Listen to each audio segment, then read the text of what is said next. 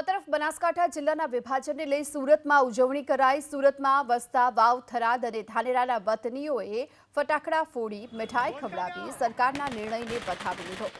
વાવ થરાદના લોકો વર્ષોથી અલગ જિલ્લાની માંગ કરતા હતા। સરકારે આ માંગ પૂરી કરતા લોકોએ ખુશી વ્યક્ત કરી। બનાસકાંઠા જિલ્લો ભૌગોલિક દ્રષ્ટિએ ખૂબ મોટો હોવાથી લોકોને અગવડ પડતી હતી।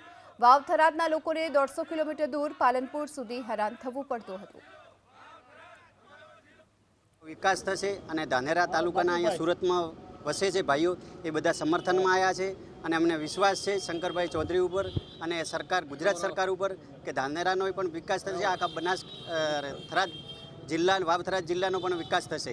અમારા માટે તો દિવાળી જેવો માહોલ છે। આજે અમે દિવાળી માહોલ મનાવ્યો છે, મીઠાઈ ખાધી છે, ફટાકડા ફોડ્યા છે, એટલે અમારા માટે તો સારો નિર્ણય છે। થરાદ જિલ્લો એ ભૌગોલિક દ્રષ્ટિએ છેવાડાના જે પહેલાં જિલ્લો હતો બનાસકાંઠા પાલનપુર એ 150 કિલોમીટર સુધી અમારા વિસ્તારને દૂર થતું હતું, જ્યારે આજે થરાદ જિલ્લો બનવાથી પ્રજામાં ખૂબ જ ઉત્સાહ છે।